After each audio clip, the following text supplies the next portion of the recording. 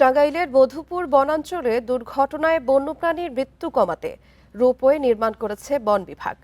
তবে 2 মাস পেরিয়ে গেলেও এই রোপওয়ে দিয়ে বন্যপ্রাণীর চলাচল দেখা যায়নি। স্থানীয়রা বলছে বনে প্রাকৃতিক ফল গাছ না বাড়ালে রাস্তায় বন্যপ্রাণী আসা ঠেকানো যাবে না। মধুপুরে বনের মাছ দিয়ে গেছে ঢাকা টাঙ্গাইল ময়মনসিংহ মহাসড়ক। চলাচলের সময় প্রায় দুর্ঘটনায় আহত বা মারা যায় বন্যপ্রাণী। এসব প্রাণীদের নিরাপদ চলাচলে রোপওয়ে নির্মাণ হলেও তা ব্যবহার হচ্ছে না। বনের ৪৫,৫৬৫ একরের মধ্যেই শালবন রয়েছে ৯,০০০ একর। বন উজাড়ের কারণে কমে গেছে বন্যপ্রাণীদের খাদ্য গাছ।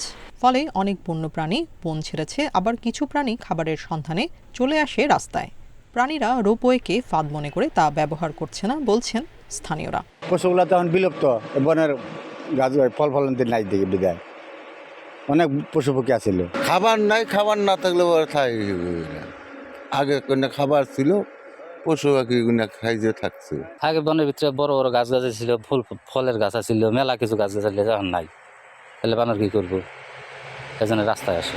পরিবেশবিদরা বলছেন প্রাণীদের খাদ্য সংকট সমাধান না করে শুধুমাত্র অবকাঠামো নির্মাণে কাঙ্ক্ষিত ফল মিলবে না।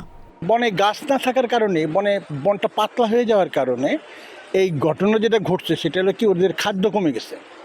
আর খাদ্য কমে যাওয়াতে যেমন বিলুপ্ত হয়েছে, বিলুপ্ত মানে মাইগ্রেট করছে এখান থেকে, যেখানে গভীর বন আছে, যেমন সিলেটে আছে সেখানে চলে গেছে ওরা। বিভিন্ন প্রকল্পের আওতায় ফলদ গাছ লাগানো হচ্ছে বলে জানায় বন বিভাগ।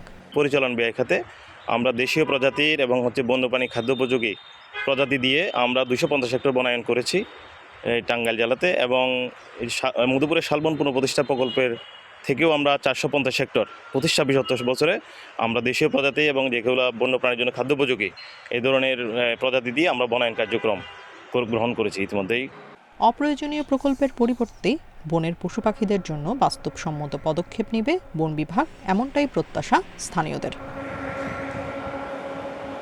Independent news.